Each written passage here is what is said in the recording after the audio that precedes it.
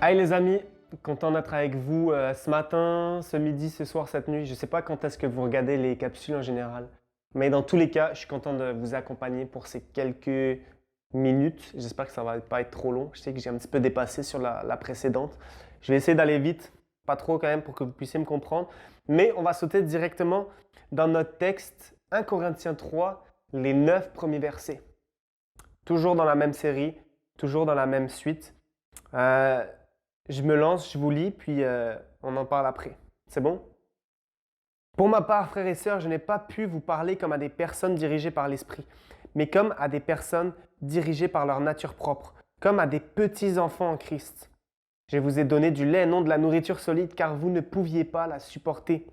D'ailleurs, même maintenant, vous ne le pouvez pas, parce que vous êtes encore animés par votre nature.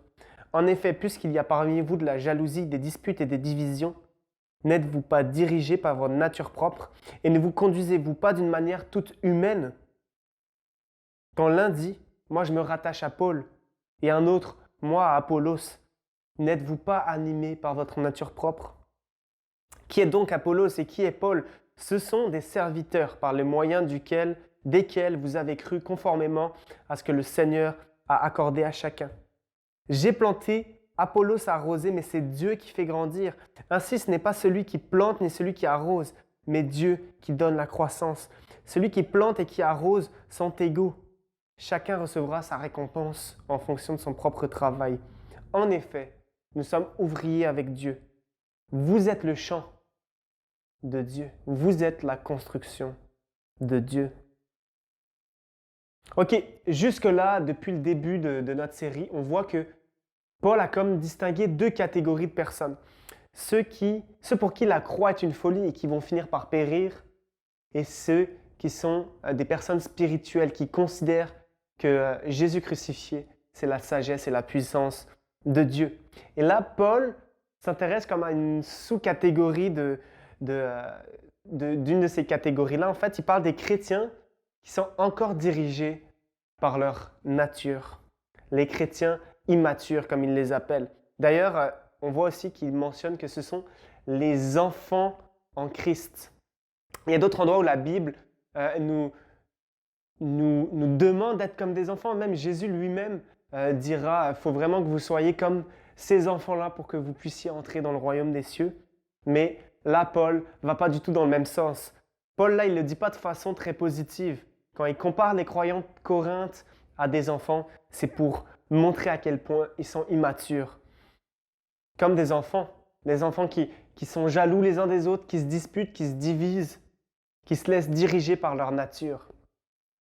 C'est quoi la principale caractéristique de notre propre nature? Et dites-moi si je me trompe, les parents, mais ce qu'on retrouve vraiment chez les enfants comme caractéristique, c'est quoi? C'est le fait que tout tourne autour de moi-même. Tu sais, les enfants, pour eux, ils ne pensent pas à tout ce qui se passe autour d'eux. C'est eux le centre du monde. C'est eux qui pensent que tout est à propos d'eux, tout à propos de moi, tout tourne autour de moi, de mes besoins, de mes envies, de mes intérêts. Check, quand un enfant a faim, il ne va pas commencer à se poser la question, ok, est-ce que c'est vraiment l'heure que je commence à pleurer parce que mes parents sont fatigués, c'est la nuit, je préfère peut-être pas les réveiller. Non, il va juste chialer pour que ses parents se lèvent puis le nourrissent. Il a faim, il le montre directement. Et ça, c'est pas vraiment un problème parce qu'on sait que c'est temporaire, que les enfants finissent par évoluer. Tu restes pas comme ça toute ta vie. Ou si oui, je plains vraiment tes parents, mais normalement, pour toi, en général, tu finis par grandir. Puis plus tu grandis, plus tu comprends que il n'y a pas juste toi dans la vie, qu'il y a différents facteurs, que tu ne peux pas juste regarder tout le temps à tes propres intérêts. Et tu es capable de penser un petit peu différemment, hors d'être centré sur toi. Mais c'est exactement ça le constat de Paul. Vous êtes des enfants, vous êtes immatures, vous êtes centrés sur vous-même. Et tu sais, avoir un comportement de bébé, c'est pas grave quand tu es vraiment un bébé. La vie chrétienne, c'est ça. L'enfance précède la maturité. Oui, à la conversion, le Saint-Esprit nous donne une nouvelle vie, une nouvelle identité. Jésus est comme placé au cœur, au centre du gouvernement de notre cœur. Et il y a un combat. Mais ce n'est pas du jour au lendemain que l'influence de notre nature propre s'arrête. Ce n'est pas du jour au lendemain qu'on est pleinement mature en Jésus. C'est pour ça que Paul dit que ces chrétiens de Corinthe sont en Christ, mais sont encore animés par leur nature. Parce que la justification précède la sanctification dans le sens où on est accepté par Dieu puis mis à l'abri de sa colère avant même de remporter la victoire entière et totale sur notre vieille nature. On peut être considéré comme juste avant d'être vraiment juste. On participe à la justice de Jésus avant même de devenir complètement comme lui, semblable à lui. Donc, ce n'est pas forcément une parole très dure que dit Paul, mais plutôt, même c'est plein d'espoir pour ceux qui débutent dans la foi. Mais c'est qui on était un jour. On était tous des bébés lors de notre nouvelle naissance, des bébés qui grandissent, qui ont grandi, puis qui grandissent encore en maturité et qui deviennent de plus en plus à l'image de Jésus. Le vrai problème là, que Paul soulève, c'est pas d'être un enfant en Jésus, parce que c'est normal. Mais le problème, c'est de le rester. C'est de ne pas progresser en maturité. Qu'est-ce qui lui prouve qu'ils n'ont pas progressé ou très peu? C'est toujours cette même histoire de division. Ceux qui sont pour Paul, ceux qui s'affilient à Apollos, ceux qui sont pour Pierre. Voici comment Paul se décrit lui-même et décrit Apollos. Qui sont donc Apollos et Paul? Ce sont des serviteurs par le moyen desquels vous avez cru, conformément à ce que le Seigneur a accordé à chacun. Le mot grec là pour serviteur, c'est plus serviteur de tablé, tu sais, comme serveur dans un restaurant. Pensez à vos leaders, pensez peut-être à Benjamin qui a implanté le clocher, pensez à tous les prédicateurs que vous aimez bien, ces grands hommes de Dieu que vous connaissez de par les réseaux sociaux ou n'importe. Pensez à eux, puis dans l'image que Paul utilise, ces personnes-là à qui vous pensez, ce n'est pas des grands hôtes, des maîtres de table, ce n'est même pas les invités d'honneur. C'est juste des serveurs.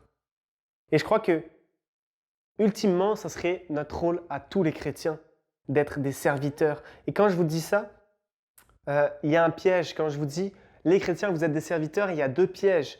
Celui qu'on croit qu'on mérite beaucoup mieux que d'être juste un simple serviteur. Tu sais, moi, je suis trop bon, je suis trop particulier pour être catégorisé juste à « je suis un serviteur de l'Église ». Mais il y a aussi le piège inverse, celui de croire que je ne suis pas assez bon, je ne suis pas assez capable, je ne suis pas assez habile avec les mots, je n'ai pas vraiment de don visible, donc je ne suis pas vraiment un serviteur de l'Église. La racine de ces deux pensées extrêmes-là, c'est la même. C'est le fait d'être centré sur moi, sur qui je suis. Moi, je vaux mieux. Ah, moi, je ne suis pas assez. Moi, je suis trop bon pour ça. Ah, moi, je ne suis pas capable. C'est exactement ça l'immaturité. C'est exactement ça être un enfant. C'est quand tu penses que c'est à propos de toi, quand tu penses que c'est centré sur toi. Paul le dit de cette manière, conformément à ce que le Seigneur a accordé à chacun. Si je traduis ça, ça montre que c'est Dieu qui donne les capacités, c'est Dieu qui distribue les dons, c'est Dieu qui t'établit comme serviteur. Et Paul a conscience de ça. Il dit que lui, Apollos, ce sont juste des moyens utilisés par Dieu pour toucher les hommes, pour montrer qui est Jésus.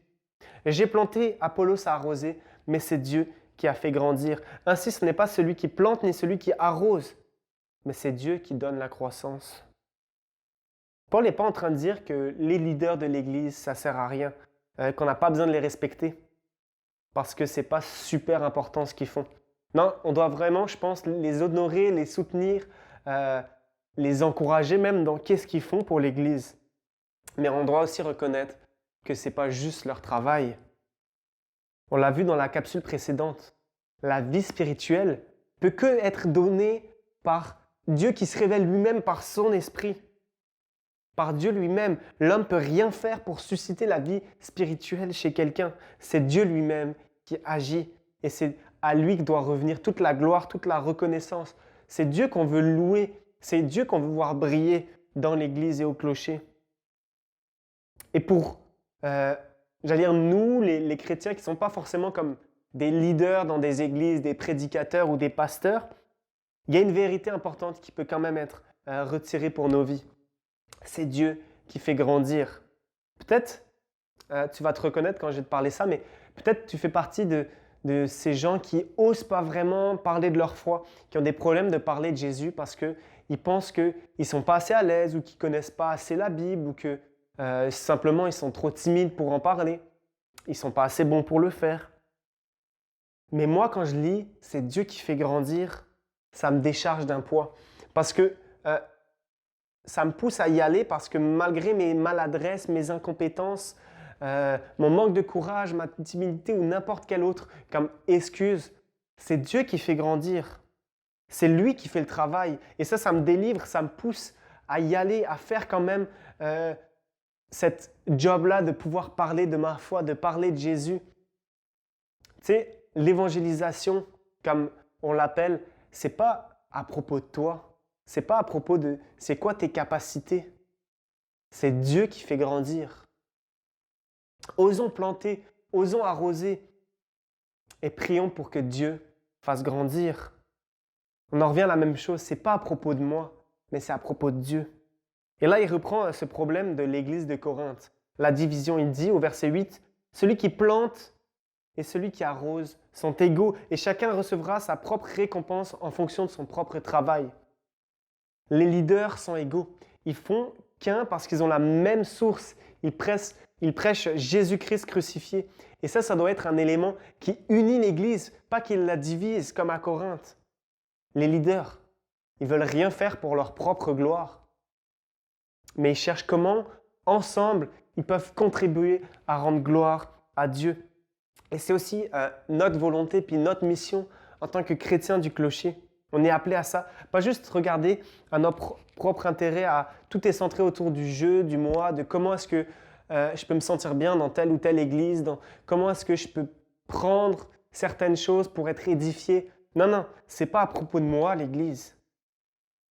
C'est à propos de comment est-ce que je peux collaborer avec les autres chrétiens pour que la gloire revienne 100% à Dieu. Et j'aime comment ce passage se termine. En effet, nous sommes ouvriers avec Dieu. Vous êtes le champ de Dieu, la construction de Dieu. Et il y a cette double notion qui est super paradoxale d'être en même temps l'ouvrier puis en même temps la construction. Mais cette image elle est tellement puissante. Je suis un ouvrier qui coopère sûrement avec d'autres ouvriers puis avec Dieu lui-même.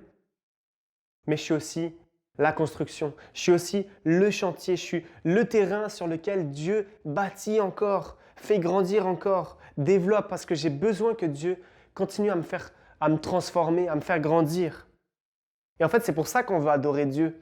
Parce qu'il m'a choisi pour être son chantier, pour travailler, pour me transformer, pour développer qui je suis. Mais il m'a choisi aussi pour le servir en tant qu'ouvrier, pour être son serviteur. Pourquoi il y avait de la division à Corinthe, de la vantardise, de la jalousie? Parce que les chrétiens s'étaient mis eux-mêmes ou avaient mis les hommes à une place que seul Dieu pouvait prendre. Et nous, on veut être pas ces chrétiens immatures, ces enfants qui pensent que tout tourne autour d'eux-mêmes. Nous, au clocher, on veut être ces chrétiens qui vivent avec Dieu comme souverain dans tous les aspects de leur vie. Qui vivent pas pour eux-mêmes, pour leurs propres intérêts, mais pour la gloire de Dieu. Et ça, oui, dans la vie de l'Église, mais aussi individuellement, dans chacun des domaines de nos vies, on veut être attentif à où est-ce que l'Esprit nous dit que, dans quel domaine l'Esprit nous dit que Dieu n'est pas encore souverain ou Dieu n'est plus souverain. On veut ensemble travailler en tant qu'ouvrier puis se laisser travailler en tant que construction parce que Dieu continue à œuvrer à travers nous et à œuvrer en nous. Laissez-vous travailler cette semaine. Demandez aussi au Saint-Esprit de vous montrer c'est quoi les tâches en tant qu'ouvrier que tu veux me donner. Comment est-ce que je peux servir l'Église? Comment est-ce que je peux servir mes voisins, mes collègues, mes amis, ma famille, le clocher? Mais aussi, dans quelle partie Dieu de ma vie en ce moment, t'es pas le roi? Dans quelle partie je suis un enfant qui est centré sur ses besoins, sur ses intérêts, sur soi, au lieu de te laisser régner? Donc, c'est ça. Soyons autant des ouvriers qu'une une construction qui se laisse encore bâtir par l'œuvre de Jésus crucifié. Bonne semaine.